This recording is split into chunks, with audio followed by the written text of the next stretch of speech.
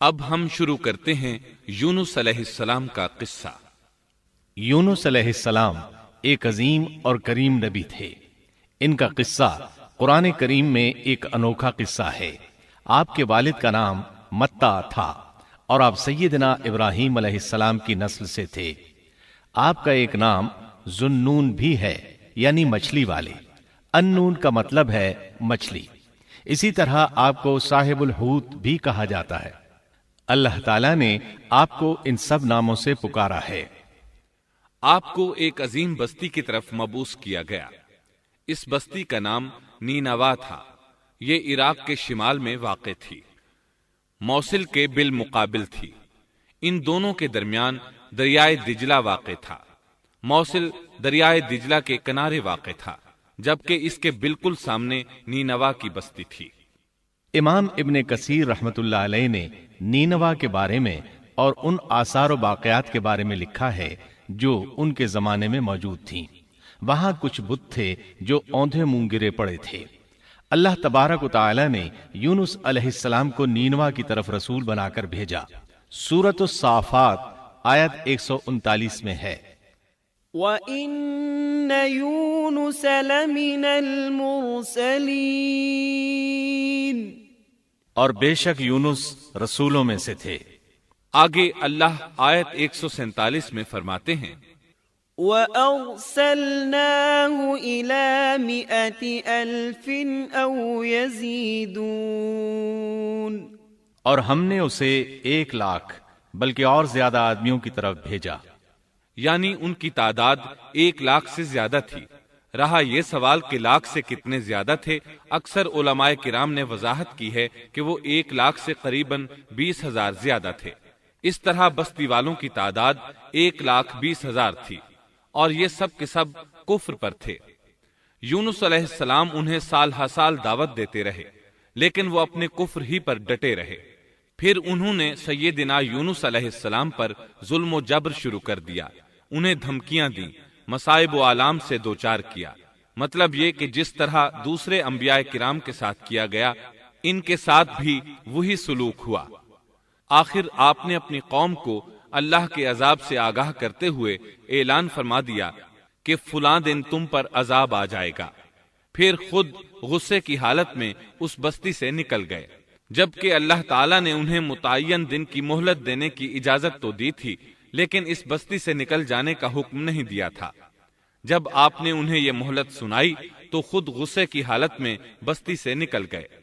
سورہ انبیاء آیت 87 میں اللہ تعالیٰ فرماتے ہیں، وَذَا النُّونِ إِذ ذَّهَبَ مُغَاضِبًا فَظَنَّ أَن لَّن نَّقْدِرَ عَلَيْهِ، مچھلی والے کو یاد کرو جبکہ وہ غصے سے چل دیا اور خیال کیا کہ ہم اسے نہ پکڑ سکیں گے۔ اس آیت کی تفسیر میں امام رازی رحمہ اللہ لکھتے ہیں، جس نے یہ گمان کیا کہ اللہ تعالیٰ اسے پکڑنے کی قدرت نہیں رکھتا، وہ آدمی کافر ہے۔ سیدنا امیر معاویہ رضی اللہ عنہ سے روایت ہے، انہوں نے سیدنا ابن عباس رضی اللہ عنہما سے کہا، آج رات قرآن کریم کی چند آیات کے معانی میں الجھ کر رہ گیا ہوں۔ مجھے کوئی راستہ سجھائی نہیں دے رہا کہ اس الجھن سے کس طرح نکلوں۔ مجھے بس آپ ایسے نظر آتے ہیں جو ان آیات کا مطلب بتا سکتے ہیں۔ کم از کم میں ان آیات کی تفسیر اور تعبیر نہیں سمجھ سکا۔ ابن عباس رضی اللہ عنہما نے پوچھا، وہ کون سی آیات ہیں؟ سیدنا امیر معاویہ رضی اللہ عنہ کہنے لگے، یونس علیہ السلام کا یہ خیال کرنا کہ اللہ تعالیٰ ان پر قدرت نہیں رکھتے۔ یہ سن کر سیدنا ابن عباس رضی اللہ عنہما نے فرمایا، اس سے مراد یہ نہیں۔ یہ لفظ قدر یہاں تنگی کے معنی میں آیا ہے، قدرت اور طاقت رکھنے کے معنی میں نہیں۔ اللہ تعالیٰ نے قدر بمعنی تنگی اور قدر بمعنی قدرت دونوں کا استعمال کیا ہے۔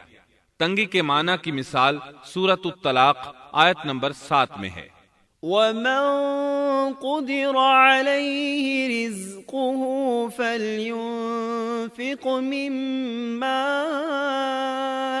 آتَاهُ اللَّهُ، اور جس پر اس کے رزق کی تنگی کی گئی ہو، اسے چاہیے کہ جو کچھ اللہ تعالیٰ نے اسے دے رکھا ہے उसी में से अपनी हैसियत के मुताबिक दे। तो इस आयत में भी यही माना मुराद है कि उन्होंने गुमान कर लिया हम उन पर तंगी नहीं करेंगे, यानी उनका ख्याल ये था कि अगरचे वो अल्लाह ताला की इजाजत के बगैर निकल खड़े हुए हैं, फिर भी अल्लाह उन पर तंगी नहीं करेंगे, क्योंकि वो अल्लाह के एक मुअज़्ज़ज़ नबी और रसूल हैं और उनकी कौम के लोग अल्लाह की गिरफ्त और उसके अजाब के मुस्तहिक हैं। उन्हीं पर अल्लाह का अजाब नाजिल होने वाला है। इस अजाब की खबर उन्हें पहले ही सुना दी गई है और मोहलत दे दी गई है, मगर वो खुद अगरचे अल्लाह की इजाजत के बगैर ही चले आए हैं, फिर भी उन्हें सरजनिश नहीं की जाएगी और वो किसी गिरफ्त में नहीं आएंगे। अल्लाह ताला उनके लिए कोई तंगी नहीं फरमाएंगे। अल्लाह ताला सूरतुल अंबिया आयत 87 में फरमाते हैं, فظن أن لن نقدر عليه, उसने ख्याल किया कि हम उसे पकड़ नहीं सकेंगे। मतलब ये कि हम उन्हें कोई सजा नहीं करेंगे और उन पर किसी तरह की तंगी नहीं करेंगे, और वो समुंदर की तरफ चल दिए। उन्हीं दिनों में अजाब इलाही की कुछ अलामात नीनवा बस्ती पर जाहिर होना शुरू हो गईं। एक बहुत बड़ा स्याह बादल उनकी तरफ बढ़ने लगा। इस बादल में आग के शोले दिखाई देने लगे। उन लोगों ने ये बादल उन मुतय्यन दिनों में से पहले ही दिन देख लिया। उसको देखते ही वो समझ गए कि जिस तरह सैयदना यूनुस अलैहिस्सलाम ने उन्हें आगाह किया था, ये अजाब उन पर नाजिल होकर रहेगा, और जो अजाब सैयदना लूत अलैहिस्सलाम की कौम पर आया था वो उसके बारे में भी अच्छी तरह जानते थे। वो बस्ती उनकी बस्ती के करीब ही थी, इसलिए वो डर गए। उनके सरदार जमा हुए और कहने लगे, जैसे तुमसे पहले लोगों पर अजाब उतरा करते थे, तुम पर भी ये नाजिल होकर रहेगा। जल्दी करो, सब जमा हो जाओ। चुनाचे उन्होंने इस बात पर इत्तेफाक कर लिया कि सैयदना यूनुस अलैहिस्सलाम ने बिल्कुल सच फरमाया था। अल्लाह की कसम, ये बिल्कुल वही अजाब है, तुम अल्लाह के अजाब से नजात नहीं पा सकोगे। इससे बचने की एक ही सूरत है कि तुम ईमान ले आओ और तौबा कर लो।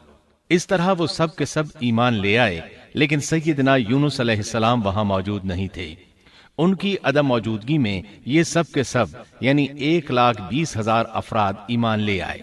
उन्होंने पैबंद लगे कपड़े पहने और अल्लाह के हुजूर आजिजी, इनकिसारी और आहुजारी शुरू कर दी। रोने लगे, अल्लाह से बख्शिश मांगने लगे। फिर इसी हालत जार में बाहर खुले मैदान की तरफ निकल आए। इनके सरदारों ने सबको अलग अलग कर दिया, यहां तक कि माँ और बेटे को भी जुदा कर दिया। सब अपनी अपनी जगह पर, यानी माँ अपनी जगह पर और बेटा अपनी जगह पर आहोजारी करने लगे, ताकि उन पर अल्लाह ताला की रहमत नाजिल हो जाए। ये अजाब 3 दिन तक उनके सरों पर मुंडलाता रहा, और ये भी मुसलसल आहोजारी करते रहे, अपनी आजिजी जाहिर करते रहे, मुआफिया मांगते रहे। आखिरकार अल्लाह ताला ने उन पर रहम व करम फरमा दिया और अजाब को उनसे फेर दिया। अल्लाह ताला सूरह यूनुस आयत 98 में फरमाते हैं, فلولا كانت قرية آمنت فنفعها إيمانها إلا قوم يونس, चुनाचे कोई बस्ती ईमान न लाई कि ईमान लाना उसके लिए फायदा मंद होता, सिवाय यूनुस की कौम के। मतलब ये कि साबिका उम्मतों में से किसी के बारे में ये सुनने में नहीं आया कि पूरी कौम ईमान ले आई हो। तमाम बस्तियों में एक भी बस्ती ऐसी नहीं थी, बस एक यूनुस अलैहिस्सलाम की कौम ईमान ले आई। अल्लाह ताला सूरह यूनुस आयत 98 में फरमाते हैं, لما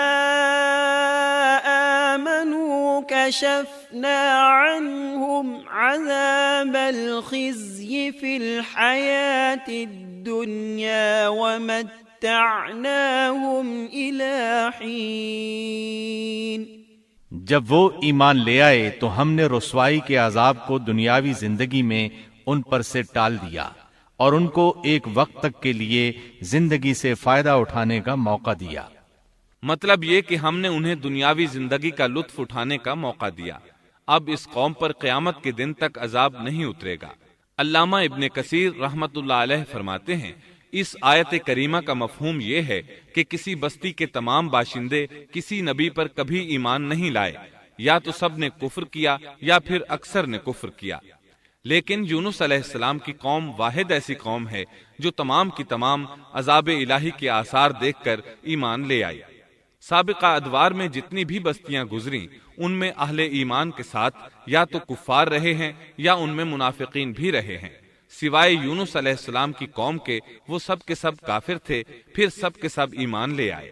یہ اللہ تعالیٰ کے عجائبات میں سے ہے اور اس کی قدرت اور رحمت کی نشانیوں میں سے ہے۔ اب دوسری طرف کی سنیے، یونس علیہ السلام کو کچھ معلوم نہیں تھا کہ ان کی قوم کے ساتھ کیا ہوا۔ آپ تو غصے کی حالت میں بستی سے نکل کر سمندر کی طرف چلے آئے تھے۔ آپ ایک کشتی کی طرف آئے، اس میں سواریاں اور ساز و سامان لدا ہوا تھا۔ اللہ تعالیٰ سورۃ الصافات آیت 140 میں فرماتے ہیں، اذ ابق الى الفلك المشحون، جب وہ بھاگ کر بھری کشتی پر پہنچے۔ کشتی روانہ ہوئی، موجیں اٹھیں، سمندر میں طغیانی آئی، یوں لگتا تھا کہ بس ابھی غرق ہوئے۔ کہنے لگے بوجھ ہلکا کرو، اپنا ساز و سامان سمندر میں پھینک دو۔ چنانچہ انہوں نے اپنا اپنا ساز و سامان سمندر میں پھینک دیا۔ اس طرح کشتی کچھ ہلکی ہو گئی، لیکن ضرورت کے مطابق ہلکی نہ ہو سکی۔ اب وہ کہنے لگے کسی کو سمندر میں گرانا ضروری ہے تاکہ کشتی مزید ہلکی ہو جائے، ورنہ یہ ڈوب جائے گی۔ جلدی کرو، قرع ڈالو۔ جس کے نام کا قرع نکلتا جائے اسے سمندر میں گراتے جاؤ اور بار بار یہ عمل دہراتے جاؤ یہاں تک کہ کشتی ہلکی ہو جائے۔ چنانچہ قرع ڈالا گیا۔ سب سے پہلے یونس علیہ السلام کا نام نکلا۔ سب کہنے لگے نہیں، یہ تو ایسے نہیں ہیں، ان کے چہرے پر تو سجدوں کے نشانات ہیں، انہیں رہنے دو، پھر قرع ڈالو۔ چنانچہ پھر قرع ڈالا گیا، پھر انہی کا نام نکلا۔ سب نے تعجب کیا۔ تیسری مرتبہ پھر قرع ڈالا گیا، اس بار پھر یونس علیہ السلام ہی کا نام نکلا۔ اللہ تعالیٰ سورۃ الصافات آیت 141 میں فرماتے ہیں، فساهم فكان من المدحضين، پھر قرآن اندازی ہوئی تو یہ مغلوب ہو گئے۔ ہر بار انہی کا نام نکلا۔ آخر کار ان لوگوں نے انہیں پکڑ کر سمندر میں گرا دیا۔ فالتقمه الحوت، تو پھر انہیں مچھلی نے نگل لیا۔ حوت بڑی مچھلی کو کہتے ہیں۔ اللہ تعالیٰ نے حوت کو القاء فرمایا، انہیں کھانا نہیں، نہ ان کے جسم کو کوئی گزند پہنچے۔ یہ اس مچھلی کو اللہ تعالیٰ کے احکامات تھے۔ اللہ تعالیٰ سورۃ الصافات آیت 142 میں فرماتے ہیں، فالتقمه الحوت وهو مليم، تو پھر انہیں مچھلی نے نگل لیا اور وہ خود اپنے آپ کو ملامت کرنے لگے۔ یعنی وہ سمجھ گئے کہ بار بار جو ان کا نام قرآن اندازی میں نکلتا رہا ہے تو وہی مقصود ہیں، چنانچہ خود کو ملامت کرنے لگے، اور یہ ملامت توبہ کی ابتدا ہے کہ انسان خود کو ملامت کرتا ہے۔ اب یونس علیہ السلام مچھلی کے پیٹ میں تھے۔ اللہ کی قدرت، آپ مچھلی کے پیٹ میں 3 دن تک رہے، بعض روایات میں 7 دن اور زیادہ سے زیادہ مدت 40 روز آئی ہے۔ آپ نے مچھلی کے پیٹ میں اللہ تعالیٰ کو پکارا۔ اللہ سورۃ الانبیاء آیت 87 میں فرماتے ہیں، فنادى في الظلمات، آخر کار وہ اندھیروں کے اندر سے پکار اٹھے۔ علماء نے یہاں 3 اندھیروں کا ذکر کیا ہے، مچھلی کے پیٹ کا اندھیرا، سمندر کا اندھیرا اور رات کا اندھیرا۔ گویا ان پر یہ سارے اندھیرے اکٹھے ہو گئے تھے۔ اللہ سورۃ الصافات آیت 143 اور 144 میں فرماتے ہیں، فلولا أنه كان من المسبحين للبث في بطنه إلى يوم يبعثون، پس اگر یہ پاکی بیان کرنے والوں میں سے نہ ہوتے تو لوگوں کے اٹھائے جانے کے دن تک اس کے پیٹ ہی میں رہتے۔ مطلب یہ کہ اگر آپ اللہ تبارک و تعالی کی تسبیح نہ بیان کرتے تو مچھلی کے پیٹ ہی میں رہتے۔ آپ نے دعا نہیں مانگی بلکہ اللہ عز و جل کی تسبیح بیان کی۔ روایات میں یوں بھی آتا ہے کہ جب مچھلی آپ کو سمندر کی اتھاہ گہرائی میں لے گئی تو آپ وہاں آبی مخلوقات کی تسبیحات کی آوازیں سننے لگے۔ گویا اللہ تعالیٰ نے انہیں القاء فرمایا کہ آپ بھی تسبیح کریں۔ اللہ سورۃ الانبیاء آیت 87 میں فرماتے ہیں، فنادى في الظلمات أن لا إله إلا أنت سبحانك إني كنت من الظالمين۔ بالآخر وہ اندھیروں کے اندر سے پکار اٹھا کہ الہی تیرے سوا کوئی معبود نہیں، تو پاک ہے، بے شک میں ظالموں میں ہو گیا۔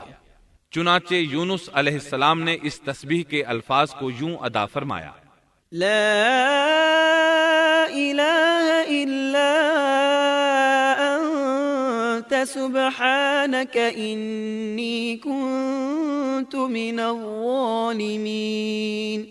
امام احمد، امام ترمذی، امام نسائی اور دیگر ائمہ رحمہم اللہ نے یہ حدیث نقل کی ہے کہ یونس علیہ السلام کی وہ دعا جو انہوں نے مچھلی کے پیٹ میں مانگی تھی وہ یہی ہے، لا إله إلا أنت سبحانك إني كنت من الظالمين۔ جو بھی مسلمان یہ دعا اپنی کسی حاجت میں مانگے گا اللہ تعالیٰ اس کی دعا ضرور قبول فرمائے گا۔ یہ دعائے مستجاب ہے، مقبول دعاؤں میں سے ہے۔ اسی دعا کے بعد اللہ تعالیٰ نے یونس علیہ السلام کو اس پریشانی سے نجات عطا فرمائی۔ اللہ سورۃ الانبیاء آیت 88 میں فرماتے ہیں، فاستجبنا له ونجيناه من الغم وكذلك ننجي المؤمنين۔ تو ہم نے اس کی پکار سن لی اور اسے غم سے نجات دے دی، اور ہم ایمان والوں کو اسی طرح بچا لیا کرتے ہیں۔ ایک صحابی نے نبی کریم صلی اللہ علیہ وسلم سے پوچھا، اے اللہ کے رسول صلی اللہ علیہ وسلم، یونس علیہ السلام نے جو دعا مچھلی کے پیٹ میں مانگی کیا وہ صرف انہی کے لیے تھی یا ان کے بعد اہل ایمان کے لیے بھی ہے؟ تو آپ نے فرمایا، یہ دعا یونس علیہ السلام کے لیے خاص تھی اور سب اہل ایمان کے لیے عام ہے۔ کیا تم نے اللہ تعالیٰ کا یہ فرمان نہیں سنا؟ وَكَذَلِكَ نُنْجِي الْمُؤْمِنِينَ۔ اور ہم ایمان والوں کو اسی طرح بچا لیا کرتے ہیں۔ جو بھی اس دعا کو پڑھے گا اللہ اسے رنج و غم سے نجات دیں گے۔ ایک قول کے مطابق تقریباً 40 روز آپ کی شب و روز یہی دعا رہی۔ اس مدت کے ختم ہونے پر اللہ تعالیٰ نے آپ کی دعا کو قبولیت بخشی۔ مچھلی ساحل پر پہنچی، انہیں کنارے پر ڈالا اور واپس چلی گئی۔ اس بات کو اللہ تعالیٰ نے سورۃ الصافات آیت 145 میں یوں بیان فرمایا ہے، فَنَبَذْنَاهُ بِالْعَرَاءِ وَهُوَ سَقِيمٌ۔ پس اسے ہم نے چٹیل میدان میں ڈال دیا اور وہ اس وقت بیمار تھے۔ آپ وہاں اسی طرح لیٹے رہے۔ پھر اللہ کی قدرت سے آپ کے قریب ایک بیلدار درخت اگا، جیسا کہ سورۃ الصافات آیت 146 میں ہے، وَأَنبَتْنَا عَلَيْهِ شَجَرَةً مِّن يَقْطِينٍ۔ اور اس پر سایہ کرنے والا ایک بیلدار درخت ہم نے اگا دیا۔ اس کدو کے درخت کے متعلق مورخین کا کہنا ہے کہ اللہ تعالیٰ نے اس درخت کا انتخاب اس لیے فرمایا تھا کہ اس درخت کے پتے چوڑے ہوتے ہیں، ان کے سائے میں انہیں ڈھانپ دیا گیا تاکہ ہوا سے اذیت نہ پہنچے، اس لیے کہ ان کے جسم سے جلد اتر گئی تھی۔ پھر اس درخت سے خوشکن خوشبو بھی آتی تھی، اس خوشبو نے انہیں فرحت بخشی۔ پھر کدو کی خوشبو میں ایک خصوصیت یہ تھی کہ حشرات الارض کو دور رکھتی ہے۔ اللہ تعالیٰ نے انہی خصوصیات کی وجہ سے اس بیلدار درخت کا انتخاب فرمایا تھا تاکہ آپ ہر طرح کی تکلیف سے محفوظ رہیں۔ یہ ہے اللہ کی قدرت، سبحان اللہ۔ اسی طرح مفسرین یہ بھی کہتے ہیں کہ اللہ تعالیٰ نے ان کے پاس ایک پہاڑی بکری بھیج دی، وہ آپ کے قریب آتی اور آپ کے سر کے اوپر اپنی ٹانگیں پھیلائے کھڑی ہو جاتی۔ اس طرح اس کے تھن آپ کے منہ میں چلے آتے اور آپ ان سے خواہش کے مطابق دودھ پیتے۔ یہ تھا آپ کا کھانا اور پینا۔ رفتہ رفتہ آپ کی حالت بہتر ہو گئی، توانا اور تندرست ہو گئے، پھر آپ اٹھنے کے قابل ہو گئے، اور یہ سب اللہ تعالیٰ کی مہربانی سے ہوا۔ جب آپ کی صحت لوٹ آئی تو اللہ تعالیٰ نے آپ کو پھر آپ کی قوم کی طرف بھیجا، جیسا کہ سورۃ الصافات آیت 148 میں ہے۔ وَأَرْسَلْنَاهُ إِلَى 100,000 أَوْ يَزِيدُونَ فَآمَنُوا فَمَتَّعْنَاهُمْ إِلَى حِينٍ۔ اور ہم نے اسے 100,000 بلکہ اور زیادہ آدمیوں کی طرف بھیجا، پس وہ ایمان لے آئے اور ہم نے انہیں ایک زمانے تک عیش و عشرت دی۔ وہ سب کے سب آپ پر ایمان لے آئے تھے۔ اللہ تعالیٰ نے اس قصے کے ذریعے نبی کریم صلی اللہ علیہ وسلم کو اشارہ فرمایا ہے کہ دعوت دیتے ہوئے اکتانا نہیں۔ اللہ سورۃ القلم آیت 48 میں فرماتے ہیں، وَلَا تَكُن كَصَاحِبِ الْحُوتِ، اور مچھلی والے کی طرح نہ ہو جائیے۔ ان لوگوں کو دعوت حق دیتے رہیے۔ دیکھیے وہ سال ہر سال دعوت دیتے رہے لیکن اکتائے نہیں، ان سے مایوس نہیں ہوئے۔ ان کی پوری بستی میں سے ایک بھی ان پر ایمان نہیں لایا تھا، لیکن جب ان سے مایوس ہو گئے تو انہیں اللہ کے عذاب سے آگاہ کر دیا اور منہ پھیر کر چل دیے تو وہ سب کے سب ایمان لے آئے۔ اللہ تعالی سورۃ القصص آیت 56 میں فرماتے ہیں، إنك لا تهدي من أحببت ولكن الله يهدي من يشاء۔ آپ جسے چاہیں ہدایت نہیں دے سکتے، بلکہ اللہ تعالیٰ ہی جسے چاہتا ہے ہدایت دیتا ہے۔ اس قصے میں بہت بڑا سبق ہے کہ کسی بھی حالت میں اللہ کی رحمت سے مایوس نہیں ہونا چاہیے اور نہ ہدایت کے معاملے میں اپنی ذات پر بھروسہ کرنا چاہیے۔ ہدایت تو بس صرف اللہ تعالیٰ ہی کی طرف سے ہے۔ آپ کے ذمے تو پیغام حق پہنچا دینا ہے۔ اللہ سبحانہ و تعالیٰ کے ذمے ہدایت سے نوازنا ہے۔ اللہ تعالیٰ نے انہیں پاک صاف بنا دیا، انہیں چن لیا۔ اللہ خود ہی سورۃ القلم آیت 50 میں وضاحت فرماتے ہیں، فاجتباه ربه فجعله من الصالحين۔ اسے اس کے رب نے پھر نوازا اور اسے نیک لوگوں میں کر دیا۔ امام مسلم نے ایک حدیث روایت کی ہے کہ نبی کریم صلی اللہ علیہ وسلم نے فرمایا، لا ينبغي لعبد ان يقول انا خير من يونس بن متى۔ تم میں سے کوئی شخص ہرگز یہ نہ کہے کہ میں یعنی محمد یونس بن متی سے بہتر ہوں، یعنی یوں نہ کہے کہ میں سیدنا یونس علیہ السلام سے افضل ہوں۔